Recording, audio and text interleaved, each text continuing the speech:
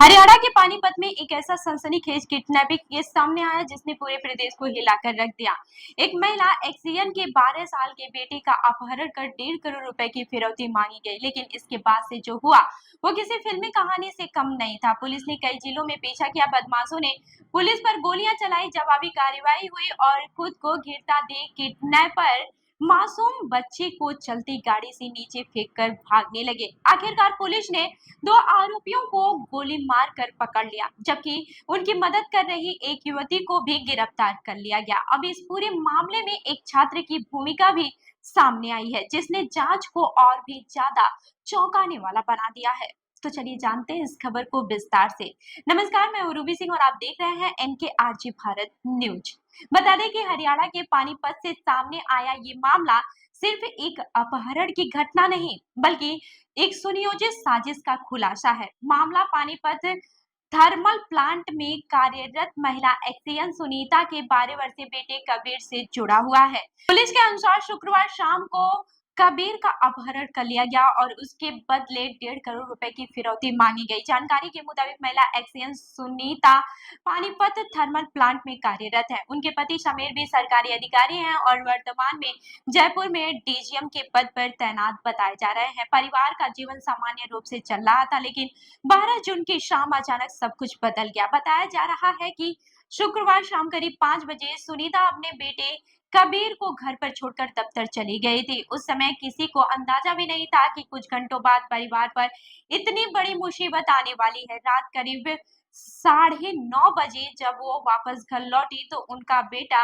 घर में नहीं मिला। पहले परिवार ने आसपास तलाश शुरू की, रिश्तेदारों और परिचितों से संपर्क किया, लेकिन कहीं कोई सुराग नहीं मिला। जैसे जैसे समय बीतता गया, परिवार की चिंता बढ़ती गई। आखिरकार मामले की सूचना पुलिस को दी गई। पुलिस बच्चे की तलाश में जुटी ही थी कि तभी एक व्हाट्सएप कॉल ने पूरे मामले को अपहरण में बदल दिया। महिला अधिकारी के पास आए कॉल में बदमाशों ने दावा किया कि उनका बेटा उनके कब्जे में है। इतना ही नहीं, उन्होंने बच्चों की सुरक्षित रिहाई के बदले 1.5 करोड़ रुपए की फिरौती की मांग कर डाली। बदमाशों ने धमकी भी दी कि यदि रकम नहीं दी गई तो बच्चे को नुकसान पहुंचाया जा सकता है। ये सूचना मिलते ही पुलिस विभाग में हड़कंप मच गया। मामला एक वरिष्ठ सरकारी अधिकारी के बेटे के अपहरण का था, इसलिए तुरंत कई टीमें सक्रिय कर दी गई। पानीपत CIA2, गोहाना पुलिस और रोहतक पुलिस समेत कई यूनिटों को जांच में लगाया गया। मोबाइल लोकेशन, कॉल डिटेल और तकनीकी निगरानी के जरिए अपहरणकर्ताओं तक पहुंचने की कोशिश शुरू हुई। जांच के दौरान पुलिस को पता चला कि अपहरणकर्ता एक डिजाइनर कार में बच्चे को लेकर घूम रहे हैं। पुलिस लगातार उनकी लोकेशन ट्रैक कर रही थी। इसी दौरान एक और चौंकाने वाली जानकारी सामने आई। जांच में पता चला कि बच्चे को सीधे जबरदस्ती उठाकर नहीं ले जाया गया था, बल्कि एक छात्र ने उसे घर से बाहर बुलाया था। पुलिस के अनुसार बच्चा गाड़ियों का काफी शौकीन था। उसे कारों में घूमना और कार चलाने के बारे में जानना पसंद था। इसी कमजोरी का फायदा उठाया गया। एक छात्र जो बच्चे को जानता था उसे घूमने के बहाने घर से बाहर लेकर आया। इसके बाद से अपहरणकर्ताओं ने उसे अपने कब्जे में ले लिया। पुलिस अधिकारियों का मानना है कि ये पूरी वारदात पहले से प्लान की गई थी। अपहरणकर्ताओं को परिवार के बारे में काफी जानकारी थी। उन्हें मालूम था कि बच्चे के माता पिता दोनों सरकारी अधिकारी हैं और फिरौती की बड़ी रकम मिलने की संभावना है। यही वजह थी कि उन्होंने इतनी बड़ी रकम की मांग की। बताया जा रहा है कि अपहरणकर्ता के बाद आरोपी बच्चे को लेकर पहले उत्तर प्रदेश की ओर गए, वहीं से उन्होंने व्हाट्सएप कॉल करके फिरौती की मांग की। पूरी रात वे लगातार अपनी लोकेशन बदलते रहे ताकि पुलिस उन्हें ट्रैक न कर सके, लेकिन पुलिस की टीमें लगातार उनके पीछे लगी हुई थी।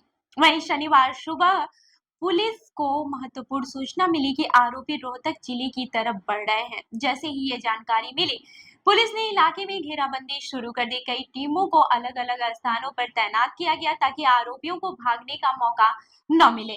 जब पुलिस आरोपियों के करीब पहुंची तो हालात अचानक बेहद खतरनाक हो गए। पुलिस के अनुसार आरोपियों ने खुद को घिरता देख पुलिस पर फायरिंग शुरू कर दी। पुलिस की गाड़ियों को टक्कर मारने की भी कोशिश की गई। कुछ समय के लिए पूरा इलाका गोलियों की आवाज से गूंज उठा। जानकारी के मुताबिक दोनों तरफ से करीब 11 राउंड फायरिंग हुई। पुलिस ने भी जवाबी कार्रवाई की। इसी दौरान आरोपियों को समझ आ गया कि अब बच निकलना काफी मुश्किल है। घबराहट में उन्होंने ऐसा कदम उठाया जिसने सभी को हैरान कर दिया। बताया जा रहा है कि अपहरणकर्ताओं ने 12 वर्षीय कबीर को चलती कार से नीचे फेंक दिया। सड़क पर गिरने से बच्चा घायल हो गया।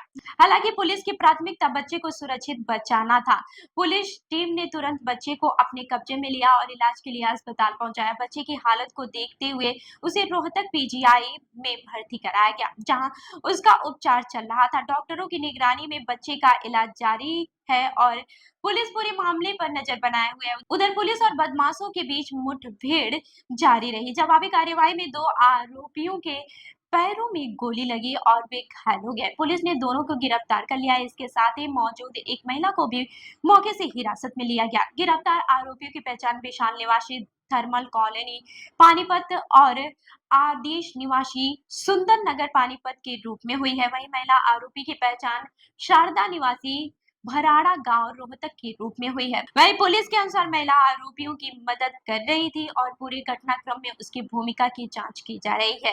घायल आरोपियों को पहले स्थानीय अस्पताल ले जाया गया और बाद में बेहतर इलाज के लिए पीजीआई रेफर कर दिया गया। पुलिस ने उसकी कार की तलाशी ली तो उसमें से 2 पिस्टल और 1 चाकू बरामद किए गए। इससे साफ हो गया है कि आरोपी किसी भी स्थिति का सामना करने के लिए पूरी तरह से तैयारी के साथ निकले थे। जांच में यह भी सामने आया है कि आरोपी परिवार के परिचित थे। उन्हें परिवार की आर्थिक स्थिति और नौकरी के बारे में जानकारी थी। इसी वजह से उन्होंने इस परिवार को निशाना बनाया। पुलिस अब ये पता लगाने में भी जुटी है कि क्या इस साजिश में और भी लोग शामिल थे। अब सबसे अहम सवाल उस छात्र को लेकर उठ रहा है जिसने बच्चे को घर से बाहर बुलाया था। पुलिस उसकी भूमिका की भी जांच कर रही है। ये पता लगाने की भी कोशिश की जा रही है कि उसने ये काम जानबूझकर किया या उसे पूरी साजिश की जानकारी थी। फिलहाल पुलिस का कहना है कि ये मामला काफी हद तक सुलझा लिया गया है, लेकिन जांच अभी जारी है। आरोपियों के आपराधिक रिकॉर्ड खंगाले जा रहे हैं और उनके अन्य साथियों की तलाश भी की जा रही है। पुलिस यह भी पता लगा रही है कि क्या पहले भी उन्होंने इस तरह की किसी वारदात को अंजाम दिया था। सबसे राहत की बात ये रही है कि अपहरण की करीब 11 घंटे के भीतर बच्चे को जीवित बरामद कर लिया गया। हालांकि वो घायल है लेकिन सुरक्षित है। परिवार ने पुलिस की कार्यवाही की सराहना की है। वहीं पुलिस अधिकारियों का कहना है कि त्वरित कार्यवाही और विभिन्न टीमों के समन्वय के कारण इस मामले को जल्द सुलझाया जा सके। अब पूरे मामले की गहन जांच जारी है और आने वाले दिनों में इस सनसनीखेज अपहरण कांड से जुड़े कई और बड़े खुलासे हो सकते हैं। तो इस खबर पर आपकी क्या राय है, हमें कमेंट करके जरूर बताएं। और ऐसे ही अन्य खबरों के लिए हमारे चैनल को लाइक करें, शेयर करें और सब्सक्राइब करना न भूलें। मिलते हैं अगली खबर में, तब तक के लिए देखते रहिए NKRG भारत न्यूज। धन्यवाद।